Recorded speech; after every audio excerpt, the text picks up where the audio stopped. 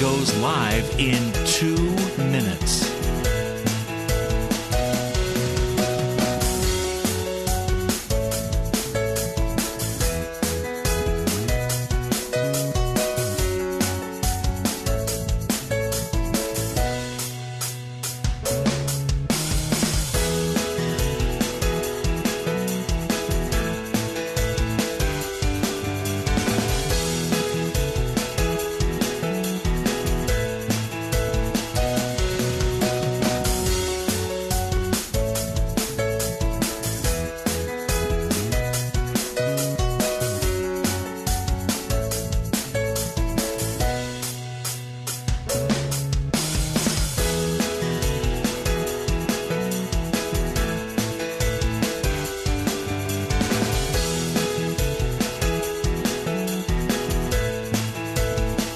Lynn Cullen live in 1 minute.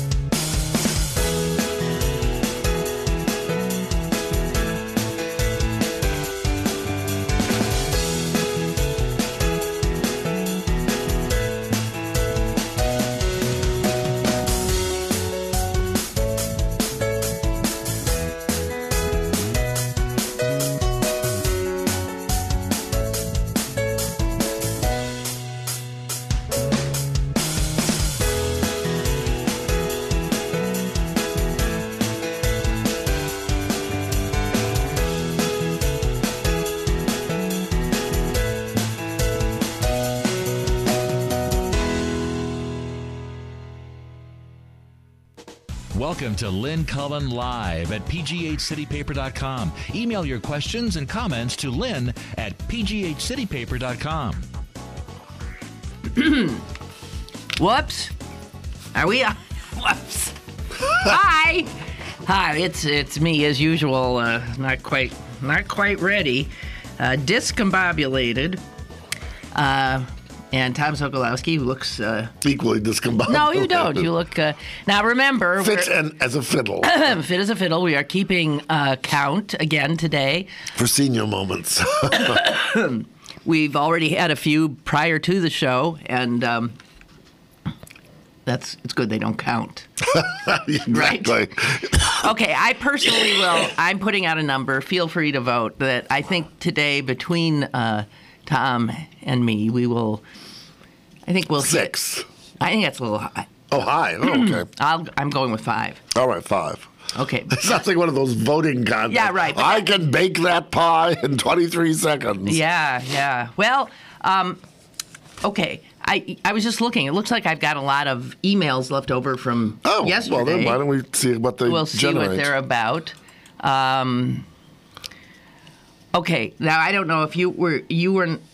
I was informed on Tuesday. Yes. That in the Bible, Lot is ordered by God to have sexual relations with his 2 daughters after his wife has been turned into a pillar. I think that's right. Yes, it is right, apparently. Okay. But here we have somebody saying maybe not. But then was the whole deal that then his sons saw it and the bad son laughed, but the good son covered him up. That's what I remember. Well, let's see. Like Josh says, I think there's a mistake on understanding Lot having sex with his daughters. Lot was never aware of it because his daughters got him stinking drunk. Right, that's right. His daughters were similarly not told by God, but rather they thought they were the last people on earth and made the logical step that they had to take the initiative. Their children ended up being the progenitors of the Moabites and Ammonites, who were no friends of the Israelites. Jeez! It's always been. Are the Ammonites the people who sell Amway products? No, Ammon. No, I remember that from one of those places. I think that's like, sort of like Jordan. Maybe. Next time, read the book rather than taking things whole cloth.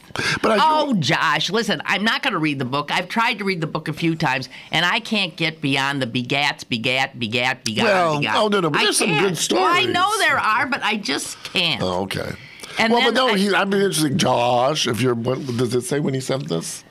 If he's listening, Isn't there something about the story about the sons? Because the fact of they laughed at their father doing this, but that the good son said, oh, my father is drunk. I do not want him to be ashamed. And he covers him up. And that was sort of a moral of some sorts. I don't know. The daughters were skanks and the son was good or something. Oh, Don't trust your skanky daughters. Okay. This is called the Bush-Bellied Sneetches. I guess this is a la Dr. Seuss. Yeah, yeah. Oh, my. Shall we try it? Well, let's see.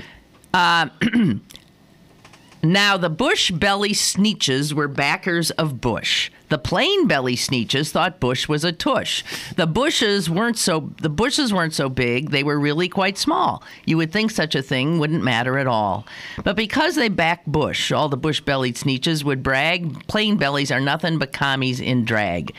They hate our great nation, the Bush-Bellies said. They're Marxist white flaggers who want us all dead. They hate our dear leader. They hate our great troops. They mindlessly hate everything, those socialist poops. It's their lack of Bush-Bellies that gives them away. They're America haters and probably gay. Oh, I think we have enough.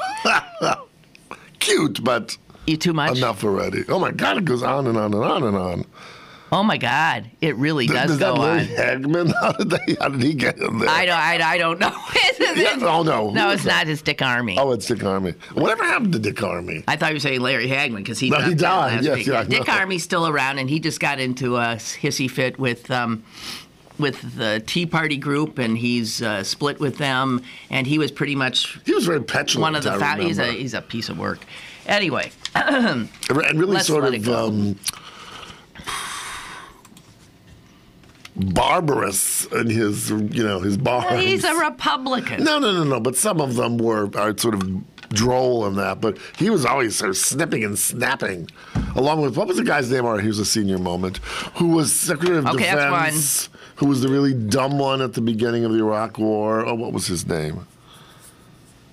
What do you mean? Cheney was the... No. No, Cheney was. Oh, I mean the vice president. You're right. All right. That doesn't count. No, that's a mistake. All right. That's a mistake. No, what was the guy's name who was Secretary of Defense, who was really snarky and at the beginning of the Bush administration? Oh, Rumsfeld. Rumsfeld. He was another sort of barking dog. Whatever's happened to him, is he still alive? Oh, he's a nasty person. Yeah. I don't know. Oh, he was. Oh, yeah, he was really a nasty piece of work. And Cheney, he's thinking about that. All these nasty people. Nasty people. Yeah. Now it's very funny. I would think they're more. How would I, if I was to describe them, sort of just dull and mean. Delusional. Delusional, yes. Whereas the others, they were just like all the time. Well, you are certainly calling people names a lot today. Well, I like names. I believe. We talked a little bit about this one time about seeing the Lincoln movie and how Congress used to really throw barbs at one another and literally Yeah. And now it's the gentle lady from the great state of, ugh. But I think sometimes good words, and you don't have to be profane, are useful. We have expletives for reasons. But I mean, if Dick Armey uses them, he's mean, and if you use them, you're... sarcastic. Just pointing out. No, Okay. I mean, there's good rhetoric, biting rhetoric, and there are just plain slurs, and I don't mind slurs either, but anyway. The thing is that... Well, on this, here, pardon me, we started talking about this before we went on the air. This weird but sad story of the Indian nurse who committed suicide when she was the butt of a joke of these two journalists. Hey, Lynn, let's call up the hospital. You pretend to be the Queen and I'll pretend to be Prince Charles. Oh, hello. And she passed these supposed callers who were the Queen, ostensibly, and Prince Charles, on to a supervisor. She didn't pass them on to Princess Kate herself, or Duchess Kate, or whatever the hell she is. And then when it was found out that she was duped, she was so ashamed that she committed suicide. And it seemed like, from what the Times said, She was very quiet, lived 100 miles away from her family. So she had to stay. She stayed in London or something. In a dorm. She had 2 children back at home. Who were 16 or something, and was very quiet, although a good nurse. And then you sort of think, Jess and I were talking, and she was saying, oh, this is also sort of silly. But we were then, you mean silly for her to have killed herself over such something. a thing? I mean, she didn't reveal something to the nation, even if she had. But you made the very interesting point of saying that in our country we have no shame, whereas in many other countries being shamed or being thought of being publicly shamed is cultures in which honor and these are important things that we simply don't comprehend anymore, much to our detriment. I would disagree with that, because I think we believe in honor, but honor about major matters. Oh, aren't we something? Wait a minute. No. But to say we don't believe in honor, I don't think that's fair. I don't think it's high up on our list anymore, okay? Because when we look at who we look up to, it's Wiz Khalifa, whatever his name is. All right, I want to get into that too. We do not in any way prioritize something like honor. I don't know a lot of people who in their heads are thinking, what is the honorable thing to do? And when we encounter people who are in their very nature and behavior honorable, we're blown away by them. We are graspers. We are, Americans are by nature. I don't know. But shame, honor and shame sort of are part and parcel. I guess they come together in some respects. Shame, I always use for the Republicans, they're shameless. And it seems to me you can't shame a lot of Americans anymore. When someone gets into terrible trouble, they become maybe they're a felon. Right. In this country, they usually then become famous. Well, they'll get a talk show. Bernie Madoff. Well, he was shamed. No, he wasn't. That suggests. He's thrown in jail, honey. No, but that suggests that he has to feel shame. I see what you mean. No, I see what you mean. Okay. He's shameless. We can't comprehend being part of a culture in which if you have screwed up, she looked at it as screwing up. Right, yes, exactly. And in screwing up, you have potentially harmed, this important person. Right. It seems silly to us that you would kill yourself over such a thing. But there are cultures in which that's true. And then there are cultures like ours in Australia where just screwing around and having a good time and nothing is very serious is par for the course. Am I going too far? No, I think I'm trying to sort of fine-tune what you're saying. I think it may be that since we're such a extremely heterogeneous culture, we have a hard time. I don't think it's so much a matter of not having shame as part of our zeitgeist or personality, but I think it's the fact of you're saying like, well, you're a nurse, you're living among us, you're living in Britain, you know how we do things, but we don't necessarily realize that she is Indian, and in her home, in her heart, in her head, in her soul, she doesn't necessarily share this. Excuse me. Good God. I'm sorry, excuse me. We can go and say, oh, in Delhi, they might be. But if that Indian person is living next to you in Point Breeze, they're a Pittsburgher. They're no longer an Indian in our. And I think it's partly that. Well. Because we're such a, what's that term that people always use about us that I think is true?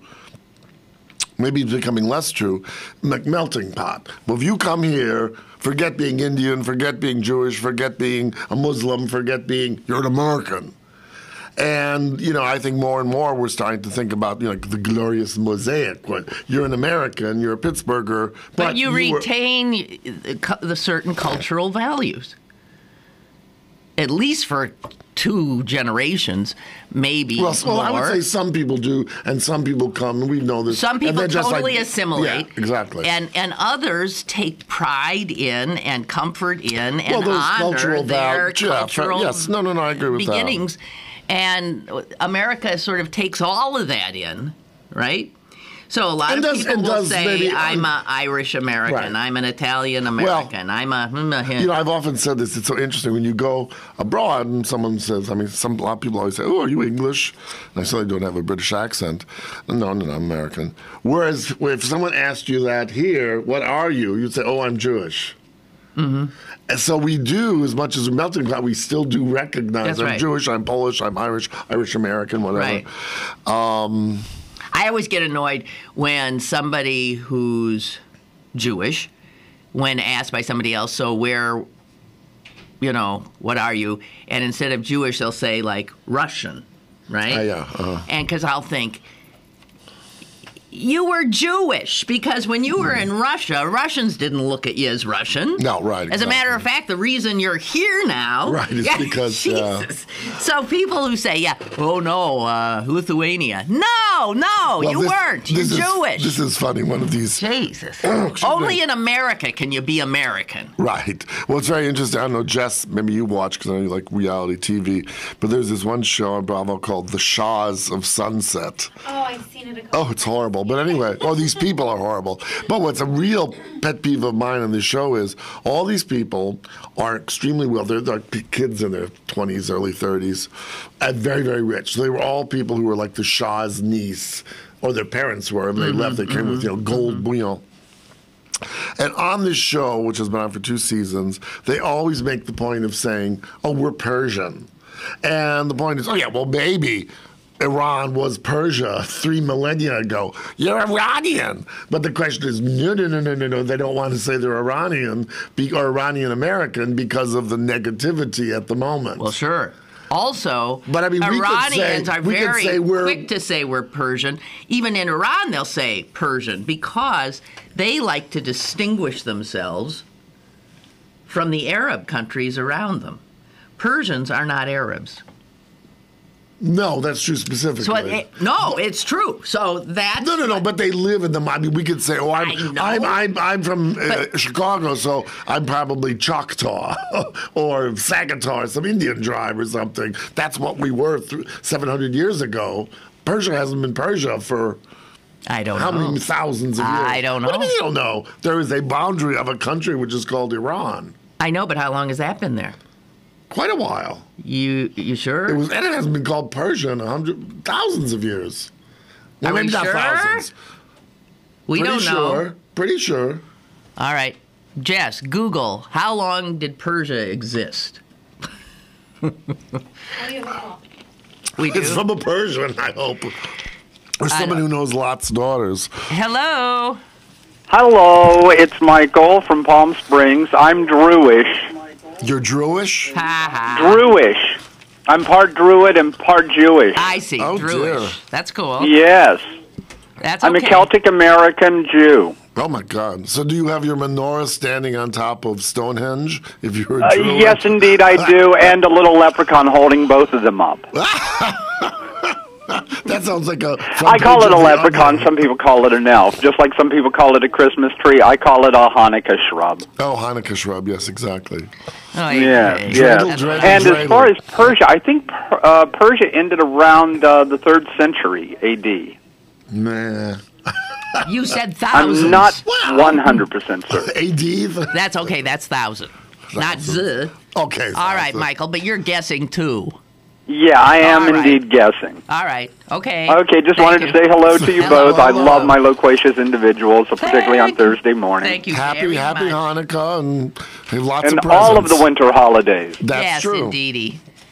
You drew. Light upon us all. Yes, Yes, indeed. exactly. Happy holidays, blah, blah, Yes. blah. God. I'll be glad when it's over. Oh, are you inundated by it? No, it just, everything gets so... Frenetic? Yeah. And I think it is, in many ways, the least enjoyable time of the year because people are stressed beyond belief. Buying things they can't afford. Yeah, that's true. Forced into this, whatever. Yeah, And you just see, I mean, holiday shoppers do not look happy. Yeah. They look grim and freaked out. Well, it was so funny. Yesterday, I'm going away for Christmas, and I'm going to Christmas Eve dinner And we don't exchange gifts, but there's a young child, so I'll bring him something. And so I went to Target. I was in the East End, so I went to Target to see, because this kid likes Legos, these little things. Oh, yeah. What do you mean, those little things? Well, I got trunks full. Okay. Well, but what's interesting, though, about them is, that's what I knew at first, with those little things you make. Amazing stuff. Yeah, you do. Well, now, though, they've turned into animatronic Legos, and they're not just those, but they're like these characters from sci-fi and whatever. So anyway, I was looking to get some, and there's now a version. I'm not sure if it's technically branded Lego. Are we on? My headphone just went kaplooey. Oh, really? Okay. Oh, yeah. Are we okay? Okay. All right. I'm sorry. Sorry to interrupt. No, it's all right. You. Okay. And there are these Legos. I can't remember the name of this weird company, but it has lights inside of it. Ooh. Thank you. Okay, yeah. I'm here. And so this woman and I were standing there, and I said, "Do you have a child?"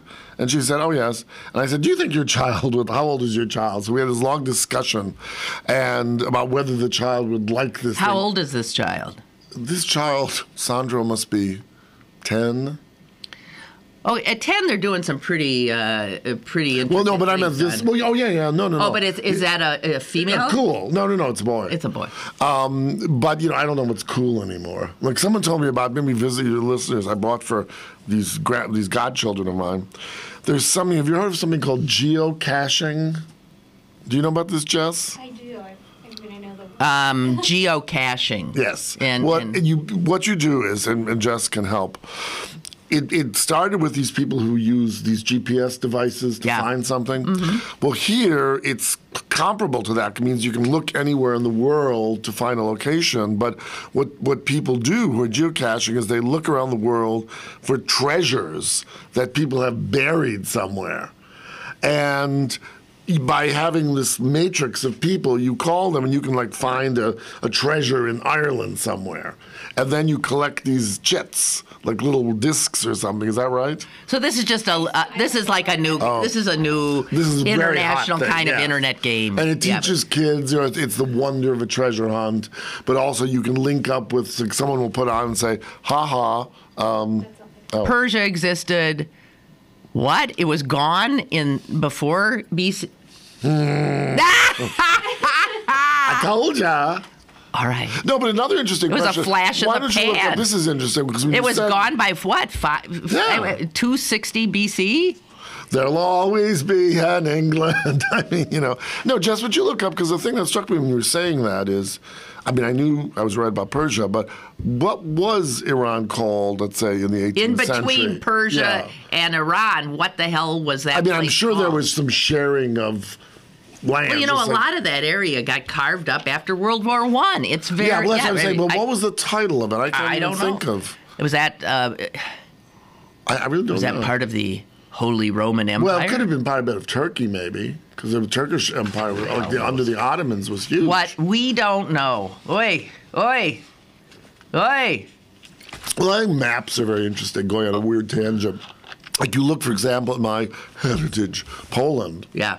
Poland from the 17th century.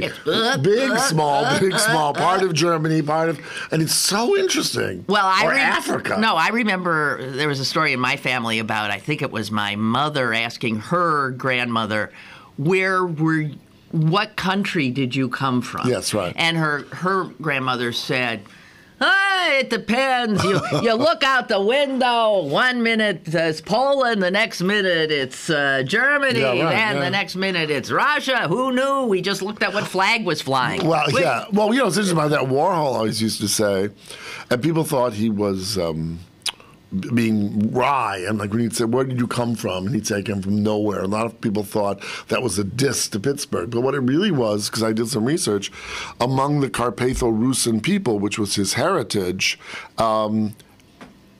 they had no homeland. They were very migratory people, so they would always say, "We come from nowhere." Well, just the fact that Carpatho, it was called Parthia? Up until when? Oh, leave the poor woman alone. Just go look yourself. Just Stop harassing my producer. She's got things to do. She's the besides information Google agent, things. yes. Whatever. No, but you know what's really interesting about that? I always remember I was talking to someone, a couple of years ago, and we were talking about maps and things of that nature, like national boundaries. 1935, PJ says. That's when Iran was called Iran. Is it that? Recent, wow. Well, what was it in 1934? Right. Damn it. Yeah. I bet it has something to do with Turkey, I would bet, because it's so proximate. Yeah, well. But anyway, like think about Africa, what the countries were called in 1963 and what they're called now. That's right. What is Rhodesia called now? Zaire or Zambia? Zimbabwe. Zimbabwe, that's right. I knew You it knew was it was a Z. I knew it was a Z. Okay, what is... I don't know. The Belgian Congo. Isn't it just Congo now? I think so, although there's a Congo and then there's a... Yeah. What else totally changed names? Well, that whole area in In East the Africa. south and east. Oh, it was like Somalia is now, or part of Sudan is now. Wasn't it just about a year ago became Well, that was South split, Sudan? so it's South Yeah. Sudan. That ain't doing too well. Yeah, I don't it's know. not doing well at all. What grade I was in, but I could point at every place on a map of Africa Oh, and tell you the boy, country. you're good. I could tell you. I was really into Africa. I don't know why, and it was when Patrice Lumumba. Oh, yes. Remember that Yeah, oh, yes, name? yes, He was a yes. fascinating man. Patrice Lumumba was the head of Congo. Congo, right. And then he was killed. I remember, you know, it's very funny. I remember one of the first images that transfixed me, sort of as a kid. So I must have been 11 or something, was when he was killed. And then You are having, what the hell I is don't know, going I'm- The eruptions inside your... well, I'm covering my mouth, darling. You're not even drinking I know. carbonated stuff. Yeah, really. Well, maybe I'm falling apart. Anyway, and there was a picture in National Geographic magazine, which my parents bought because they thought it was, educational. And there was this picture. I remember the description of it. The widow of Patrice Lumumba was sorrowing, bare-breasted beneath a tree. And there she was, bare-breasted, quite bodaciously, and then covered with sort of white powder. And I thought, oh my! I think it was the first time I saw a breast. Well, I think for a lot of boys, the first breasts they saw were National Geographic. That was Or the only painting place. in an art museum. Well, that was the only place you were going to see No, it's true. a breast. No, it's true. Or It's true. A naked. And it was always a breast of the other. A black woman, usually. Well, or some, mostly or black. brown mostly or black. Right. Because, white breasts just, Well, but you know what's I don't- interesting on that is another cultural meme in these manga, the Japanese comic books. Whenever they show something sexual, sometimes they're very sexual. Oh, you've told us this before. They only cannot show be with white Japanese, people. right? Yeah. So it's another sense It's of other. so bizarre. Chris writes, did you or Tom get to watch any of the concert for Sandy last night? No. I saw one little part, and what I saw was fine, but I didn't even know who it was that was singing because it was a woman, and she was very good, and I had other fish to fry last night. Wanted to hear your opinions. I thought it was a pretty good concert with all of the acts, even though they were all senior citizens. Well, yeah, they were saying this morning on the radio how thin Jagger looked. I bet he's not more than 100 pounds. This is interesting because last night I was talking to a friend. I was out to dinner and talking to a friend about Mick Jagger. Mm-hmm. And I said I had just read that the average age of the Rolling Stones is older than the average age of the Supreme Court. I'd like to hear them sing. And they're doing pretty damn well. So then we started talking about how skinny. Actually, they all are, but Jagger particularly. Well, I have to. And somebody said they thought it looked like he actually had like anorexia. He really I would looks say weird. I have. You've met him. I've met Yeah. Mick Jagger, who's very nice. Yes, but he's thinner than when you met Yeah, well, him. maybe, but he looks. Awful. Oh God, his skin is all gnarled and bleh. He looks horrible. I guess he's had a hard life. I love the fact that he says He said they were saying the Stones look like the California Raisins. Yeah, yeah. Well, sure, they're in their 70s. Yeah. Clapton looked and sounded great. I'm a big Bruce fan, so I think he always looks and sounds good. Couldn't make it till 1 a.m. to see Paul McCartney. They think he's the hot draw, Paul McCartney, and he's 72. Yeah. I'm not wild about Paul McCartney and never have been. He was always my least favorite. Of the Beatles? I don't know. He's too... Now, on this, I didn't watch it. Wasn't there some controversy about this concert? I can't remember what it was. Well, two. No. That counts. Wait. No, this doesn't count because Why? I didn't really read the whole story, but I just read that some people in the music business, or some people who in the FEMA or whatever they were saying something like the money was not all completely going to the cause. And You mean these guys didn't? Yeah. Well, to put on something like this, it costs money. I know, Somebody's well, gotta but Okay, I mean, I don't know. if we're supposed to donate by sending in cash, which I presume they were doing, over the airways, or people paying $200 for their tickets, then doesn't Radio City Music Hall or whoever donate their services and don't the unions? I don't know. But there was something skanky about it. Persia. Here's what PJ's saying. Persia became internationally known as Iran in 1935. So before then, I guess whatever was there was called Persia. Well, not according to what Jess All found right. out. Well, you know what? I am so sick and tired of this whole thing. I don't give a damn. Where's a good Persian? Oh, I know someone who's Iranian. And does she call herself Persian? I'm trying to remember. God, if I could remember her phone number, we could call her up. Oh. No, it is interesting, that notion of I see what you were saying before about the very specificity of Persians being ethnically different from Arabs. Right. But on the same level, are there countries that, at certain points you'd rather say, I'm Prussian than German or something of that nature? Absolutely. And that's just a kind of cultural cloaking device. Yeah. Well, again, it's even if you identify, for instance, as an American in that large group, to then break down into subsets is a perfectly reasonable thing to do because people like. Well, but not. There's a tribal aspect. No, to I all understand of us. that, but I think in the present moment, particularly when Iran, for all the right reasons, is being stigmatized in the West, to say that you're Iranian, you're like, oh.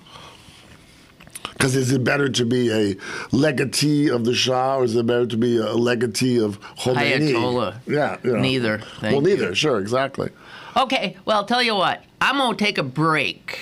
You do that. And we've done a lot of disconnected shows. Repartee. Yeah, but this one is particularly. It's half over, and I don't even know what the hell we were talking It's about. like a Seinfeld episode.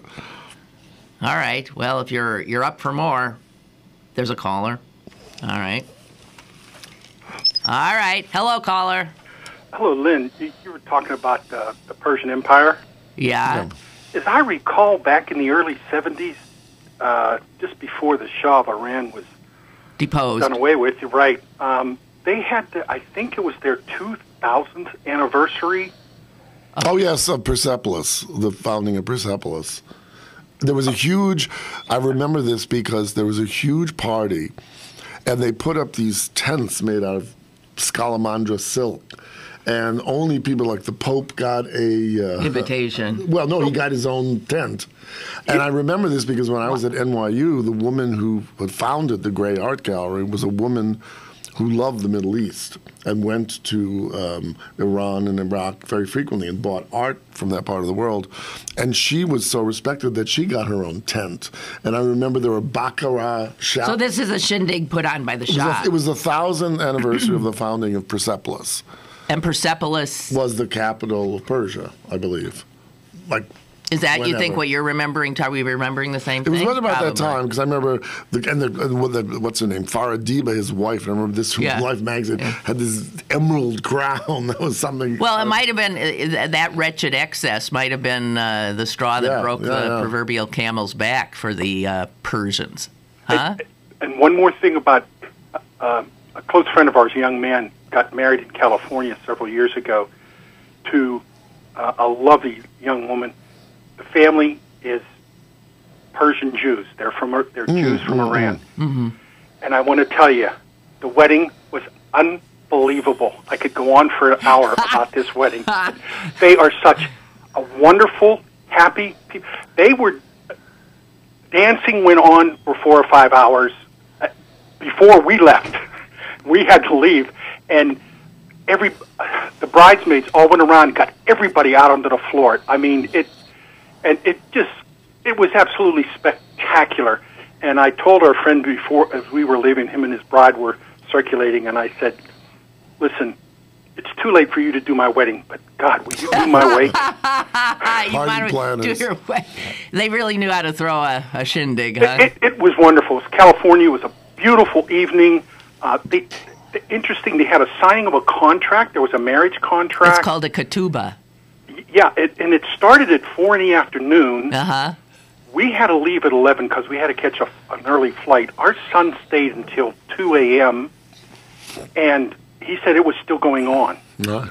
And, well, to give you some idea, I mean, regarding, like, food and stuff, they didn't serve dinner till midnight, but that was okay because they served food on the lawn. You went inside, and we went inside, and there was this, I swear it was a 30-foot-long table, about 4 feet wide, stacked 3 high, with food. And I thought, It's a buffet. Well, in about 45 minutes or an hour, they opened the doors to the hall where they had all tables.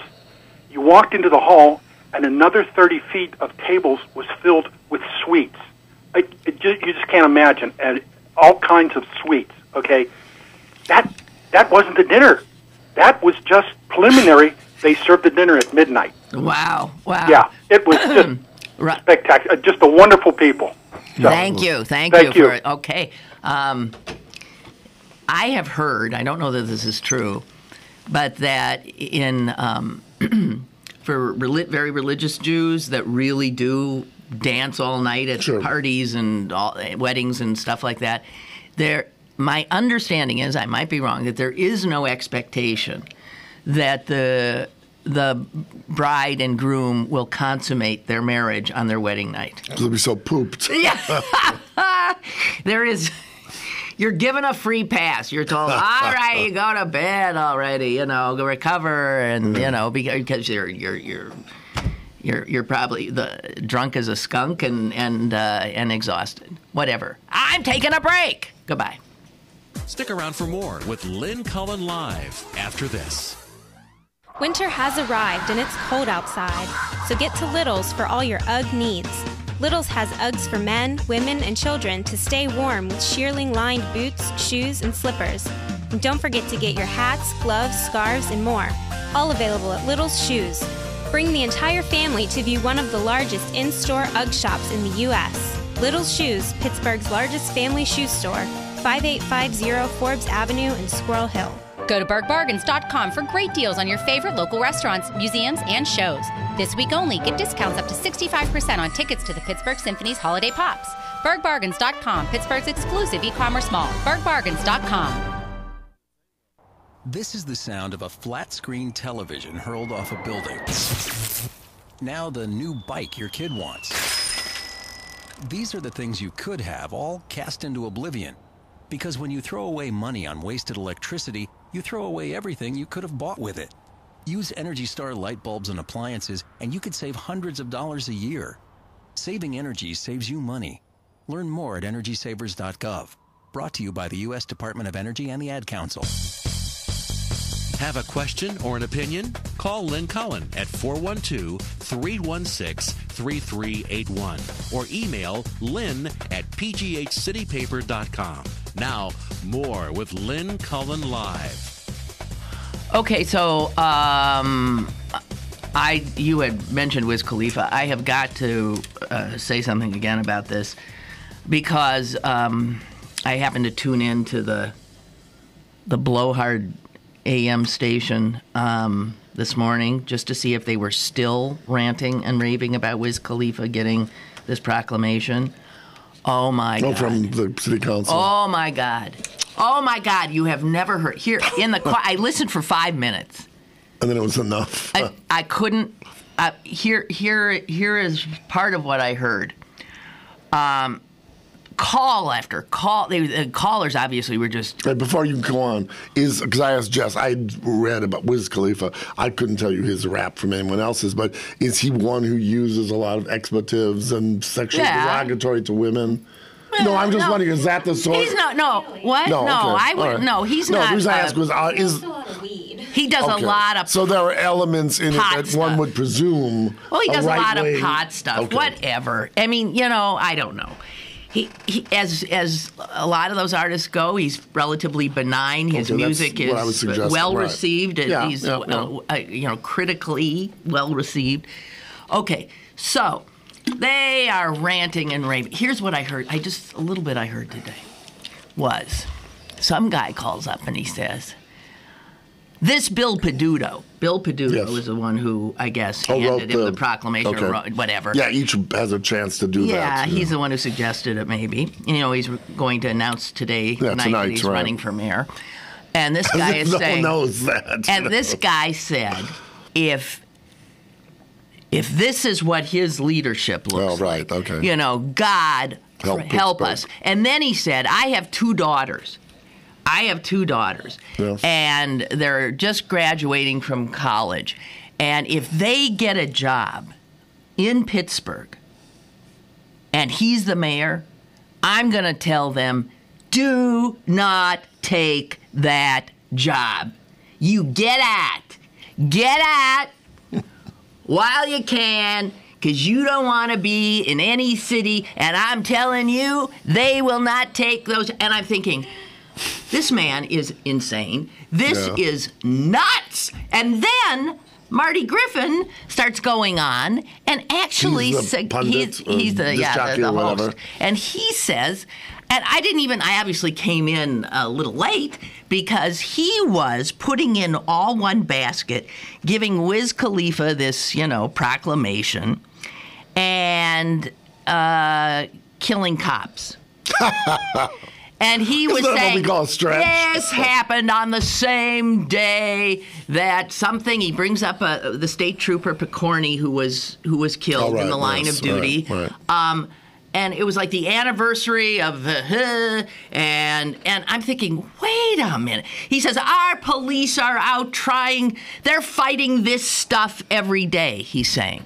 And it's getting in the way of our ability, honoring somebody like this. Right. What are they saying? They're out there fighting hip-hop music? Yeah, right. I mean, come on. What do we call this slippery slope? Okay, or they're out there fighting African-American culture, right, or right. they're out there fighting somebody who celebrates pot smoking. Well, let me tell you, 2 damn states in this country just voted to legalize it. Hello, caller. Hi, guys. It's PJ from Greensburg. Sorry to cut you off in the middle of a thought there, but... No, you didn't. I finished. Go ahead. The Wiz Khalifa thing. I'm not necessarily making a judgment call on him, but just a little bit of perspective. There's a book out there called Trickster Makes This World. Mm-hmm. Art, Myth, and Culture, I believe, is the subtitle. It's by Lewis Hyde. But it is about the trickster in culture and the fact that you need the trickster. Not necessarily good, not necessarily bad. What's the trick? Well, I don't understand. I'm not The following. trickster is stealing fire and giving it to humans. But he also discusses it in terms of art and culture. Marcel Duchamp. Yeah, I was going to say Duchamp would be a perfect example, yeah. John Cage. Yeah. They are people that take the status quo, turn it on its head, and by doing so, cause people to look at culture from a different standpoint, and possibly because of that, drive the culture to develop or proceed in a direction that it wouldn't go if the status quo was considered so sacred. And Well, what, and wait, wrong. and what I does mean- this have to do with Wiz Khalifa? This is where I'm. Well, I lost. mean, he His is music and he is a artist. I'll call him in quotes artist that is, he's to a great degree counterculture, but at the same time, I don't And, agree. and like I said, this is not necessarily a judgment. I'm not necessarily saying wait, that. PJ, I'm just saying I don't believe that hip hop is counterculture. It is the very core of so much of our culture now. Yeah, maybe 15 it's definitely years ago, it's yes, but not established. today. You hear it. Corporations use it in their advertisements. It's music that. That anybody under 25 definitely listens to, and there's some That's really hip-hop good stuff. in particular, though. His aspect of it, the marijuana smoking aspect of it. So, that's all. Yeah, sure. There is an established thing for that. Sorry. Marijuana smoking is not counterculture either. Well, it's illegal. Jimmy Carter just came out and said, "Hey, legalize it." Bill Clinton has said the war on drugs is okay. You got the citizens of 2 states saying people should be allowed to do this. This is ridiculous. And this is heading in the same. Anybody who still talks about smoking marijuana like it's equivalent to mainlining heroin is just nuts. Well, the fact of the matter is, though, is it's still illegal in most states. It's what? You have stations like the blowhards that you were talking about.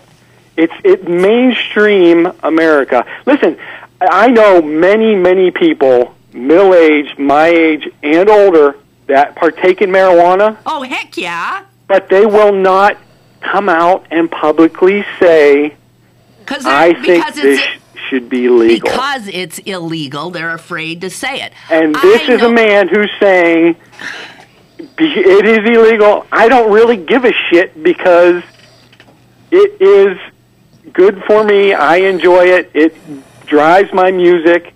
It drives my creativity. That's right. That is the counterculture aspect of it. He's not afraid to lay his cards on the table.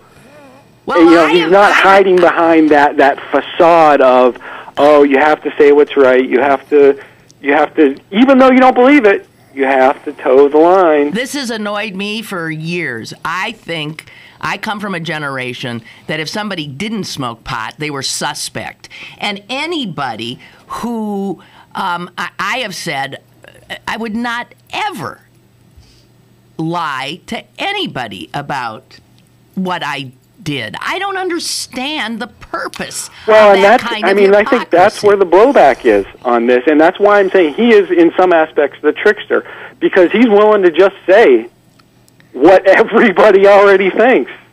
Well, I think what you're both saying really is the fact that we're looking at two sides of our society. And one that is so old-fashioned that thinks that smoking marijuana in 2012 is still as outrageous and provocative as it was in the Timothy Leary era. How can they think that when the President of the United States was a pothead for a while? No, I know that. I know that. But the point is, these people, it's so out of their ken. Well, it's like you were just saying. You were wait. Well, she jumps like a praying mantis to kill her. Oh, right. Get on with your point.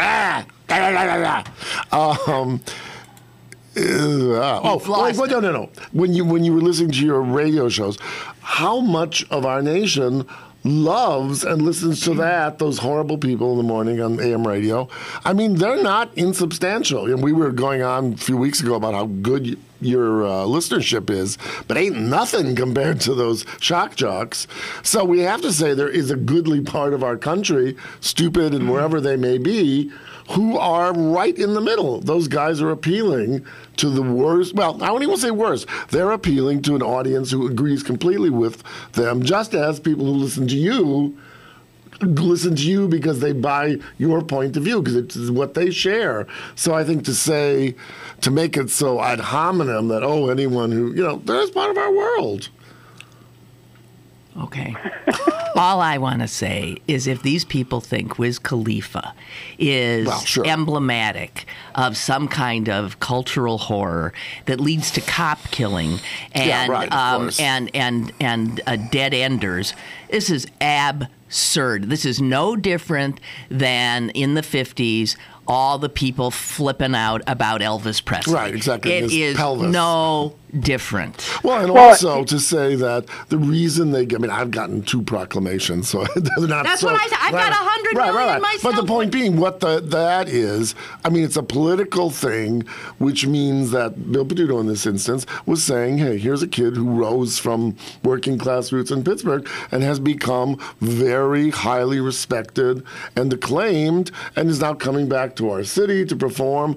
And we think it shows how Pittsburgh, just like Salk, is a happening place. This is one of our own. This is one of our own made good. And that's good. what those things are. This isn't the Nobel Peace Prize. No, exactly right. I mean, as I said yesterday, there are people who simply live to be in a constant state of anxious rage, and shows such as that live off of them and off of goading them into feeling threatened. And they're threatened by Wiz Khalifa. Well, and his another thing that's proclamation. really interesting is I'd be curious to know what the demographics of his audience was. Oh, are you kidding? What do you mean? The demographics of KDKA? No. Life support. Wiz Khalifa. Wiz Khalifa's concert. Was it half African American? Was it 3/4 white? Was anyone at the concert last night? Because my guess would be, what do you think, Jess? I bet it's majority white. Yeah, I would probably agree I with bet that. it's a majority white audience. Which might also be. I'll tell you what it'll be. It'd be a too. well-integrated audience. Yeah, definitely. Yeah. And Marty Griffin was also saying, and did you hear that 6 people succumbed apparently to marijuana overdose or something, which is impossible during the and they said well, it was probably happened at Lady Gaga's yeah, exactly, concerts, and it was blamed on. whatever. He said, and they blamed it on poor ventilation. Well. PJ, you still there? Yeah. You and your trickster. I love that poor ventilation. I don't know. Well, all I have to say is you and I both know Marty Griffin could succumb to hot air at any moment. So, but I do think he's driving. I do think Wiz Khalifa. The only problem I have at this point is trying to figure out how much of these Marcel Duchamp, John Cage in the past, current characters is just a put on and not. All right. Well, and I just want to say, if they had honored instead the Pittsburgh rapper who is white, Mac Miller, do you think we would have? Do you think we would have had this blowback? I leave you with that question. Yeah. No, you're okay. Absolutely. Thanks. Thank you. Okay. Bye. Yeah, Mac Miller. Yeah. A nice white Jewish kid from the East End. Both Wiz and Mac, who I know is Malcolm, both went to Alderdice. Both That's what Jess went was to the saying, same. yes, I mean, it's. But one looks scary, and the other looks like he could be your nephew. Hello. Hello, it's Michael again. As far as the trick, just to clarify, okay, Michael, is that it's a human who has the elements of a god or goddess, a spirit, or some anthropomorphic animal, usually in Native American cultures, a coyote, which happens to be in my totem. And basically what they do is they expose the hypocrisies of the masses, and then therefore that's considered the trick, whereby they are doing things that are basically forbidden to say, hey, look, it really is not that taboo. So they're the trickster, and they're just establishing new norms that have been taboo before. Right. Michael, I have to tell you this.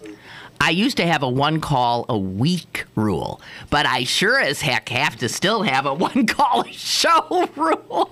Okay, all right, okay. Wait, your calls are wonderful. But you always bring up these topics that I know a little bit about. I know, so you're going to have to exercise some. Like, I think your second call today was. Do you think it was better than his first call today? If you had held on, it was more. What was your first call? Your first call was Drewish. Drewish, yeah. You're good. You're a great caller. And that my menorah was being held by a Stonehenge, being held by a leprechaun. Well, I don't know what to do. You're going to have to get your own damn show. You're so good, okay?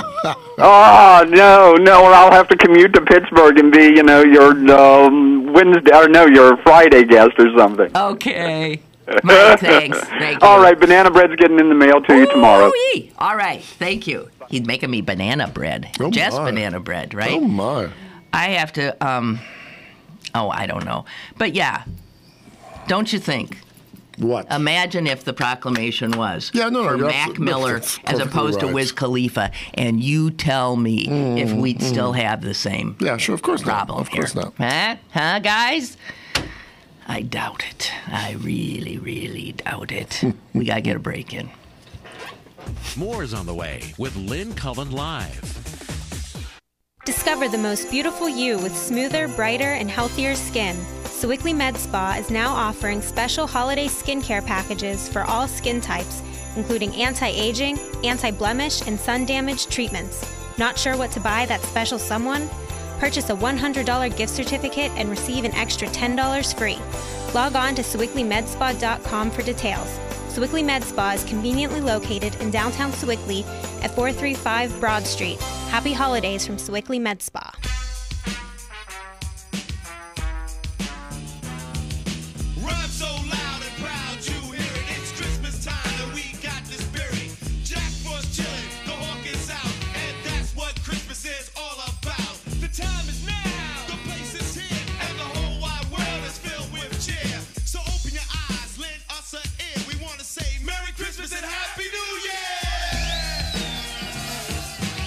Happy holidays from Pittsburgh City Paper. Now, it's back to Lynn Cullen Live at pghcitypaper.com. Just occurred to me, talking about the establishment nature now, the totally mainstream nature of hip-hop and rap. Did you see that old funny coot, the former Montana Senator Alan Simpson? Oh, yes. Uh-huh. He was doing a rap. Oh, really? He was doing a rap. What was it about? Oh, God. Sitting astride a horse or something. I can't remember, but he is funny and cute, and he had something out like that. It is so not No. anything that people. I mean, Well, quite what's interesting clearly, about that it- audience really is freaked No, out sure. by But what's interesting African about Americans it, in general. But to be fair, it started as a form with the kind of beat and that sort of, I don't know if you would call it, like talk singing, if you will, and Sprechstimme, as the Germans would call it. Wait. No. But it was linked. That's okay. Is that talk singing in German? Yeah. Sort of like who would have done it? Latileño used to sing as Kurt Weill did it early on. That didn't sound quite that way, but there was a little bit of it. But anyway, it was that kind of modality, that kind of pacing with a certain content. I mean, the first rap was very violent, very sexual, very misogynistic. That's right. Now it's not It's that all now over in the Chinese. place. There's some of that, but it's all Right. over the But it's place. mostly what has gone is that kind of sing-speaking. That's what people have picked up. And so it's what a it's potent done, form. what I think, if you bother to listen, is some of these guys, some of these artists are just brilliant The poetry of it. poets. Yeah. I agree mean, with it that. is, if something is about talk, then you listen. Sometimes it's hard to hear, but if you listen to the rhyme and what they're saying, and some of it is just flat out fascinating and or this wonderful. phenomenon, I don't know if we talked about this or you do with anyone else, that silly guy named Psy, the Korean Gangnam Style. Yeah. But look how people have picked that up. Yeah. And that's like a quasi-rap. But it's interesting because his first thing, at least as from what I understand, was that it was its own kind of satirical, sarcastic comment about like upper class Koreans who were equestrians trying to make themselves into the English minority. Now, most people don't know that, and they just do that silly dance that guy does. But look how just seductive it was. And then it turned into a protest by some major, major world artists in support of Ai Weiwei, the artist who has been persecuted in China, because he did a version of it, talking about his own sequestering and what have you. So it's amazing how an art form, and you can never predict this. I mean, what's gonna? Yeah, I mean, like I was thinking Warhol, you would have put in that same avatar, right? Because think of it, when people were saying these big abstract paintings and all the dealers, and all the museums is art, and he paints a goddamn soup can, which he knew was just going right in the face of everyone. And whether you look at all the ministrations and discussions of it that have happened since, but it was then so seductive because it could be used to do any kind of, like, it could be a kimchi bottle in Korea or, whatever, a piece of sushi in Japan. Yeah. It was just a new modality of looking at the world. Right. Tim writes, and this is so true. Okay, so Marty Griffin was freaking out that something like 6 or 7 people succumbed to marijuana at the Wiz Khalifa concert. He says, and how many succumbed to alcohol consumption during the average Steeler game? Right. Tell me about it. I mean, it's just such nonsense. It's funny. You can respond to this because we were talking about our generation. It's so funny because when you think of marijuana, it's a downer drug. It mellows you out. And you would think that would be the funniest kind of drug to take at a concert where the music is all like, you'd want to take ecstasy or something. That would just be an upper and upper. So it's sort of an oddly... Well, do you know, I mean, there's a lot of research that shows those beats, that kind of loudness and beat, it does chemical things to your body, and and believe me, the body likes it. It's endorphins. There's endorphins. There's adrenaline. There's all this stuff going on. You can also have a stroke too if you're not in great shape. Dorothea writes, Lynn, how about if we all agree to no more than 2 phone calls per week or 2 emails per week? P.S. Damn, I just used one of my emails, didn't I? I'm not going to. No, emails, you can send as many as you want. I don't have to necessarily read them on the air or comment on them, and I don't necessarily. And 2 phone calls. Here's the reason I wouldn't put a limit weekly on. This show has an audience of thousands.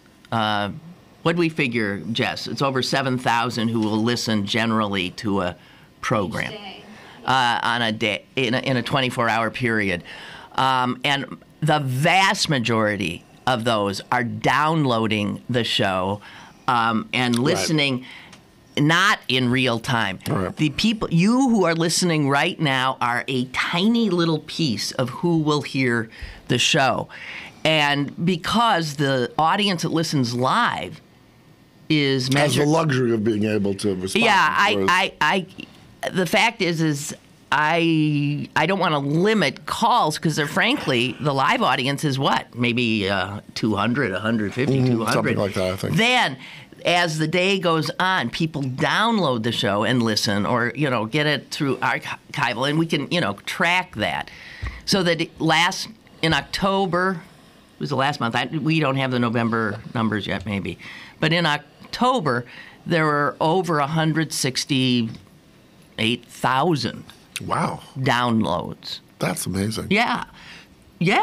No, it's amazing. But no, so that's good. It's big audience. But you guys who are listening in real time have the advantage of being able to be part of the show. Yes, right. Contributing to the show. Right. And I guess it's true you shouldn't abuse the privilege. On the other hand, if you're a good caller... Right. I love it. I love it. If anyone wants to call us next week or whenever and pretend that they're Queen Elizabeth, and we won't fall for it, and we won't commit suicide over it. No. Oh, but that's it's sad. It's sad, but horrible. But now, have you ever tried, Lynn? I'm just thinking about this. To be active and make calls yourself out to someone and say, "Oh, let's call Mayor Ravenstall and see what he says about such and such." You've never done it? No. You could. Yeah, but I don't like that kind of. I think I've done it once or twice I don't like that kind of ambush. Stuff. See, I would never be a morning shock jock. I don't. When you said ambush, that's very interesting. And then it really does fit into what you were saying about shame in terms of that woman. She felt ambushed and attacked. Well, she was. And she was. She was an absolute innocent soul doing her job, and she was pulled into an international stage and ridiculed. Right. And over a very sad thing, this serious, acute in morning fact, sickness, there's nothing which is funny awful. going on here. The poor royal is sick as a vomiting dog. all over the place. And I don't know. That morning shock jock crap just drives me right up a wall. But people, I don't know. People like starting their morning that way. Whatever. Well, and I think part of it also is this business of sort of partly of Schadenfreude, of looking at, like, taking pleasure in someone else's downfall, shaming, etc. And it's partly that, oh, well, I'm better than you. If I can listen to Well, but see, that's the excuse that's used for watching Honey Boo Boo. No, true. For watching true, all true. the reality. It's our excuse for all of our, what I would say, our suspect choices. Baser instincts. Yeah, and but Honey Boo Boo is satisfying. pro-gay. So good, thank God for Honey Boo Boo and Uncle Poodle or whatever his name is.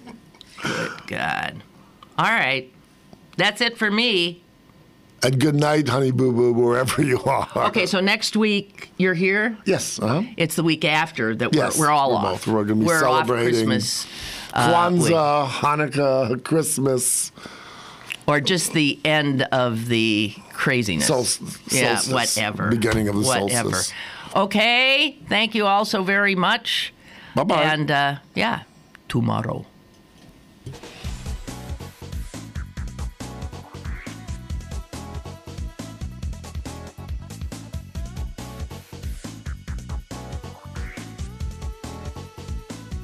Lynn Cullen Live, Monday through Friday from 10 a.m. to 11 a.m. and archived at pghcitypaper.com. The opinions expressed on Lynn Cullen Live are those of the host and do not necessarily reflect the viewpoints of Pittsburgh City Paper, Steel City Media, and its advertisers.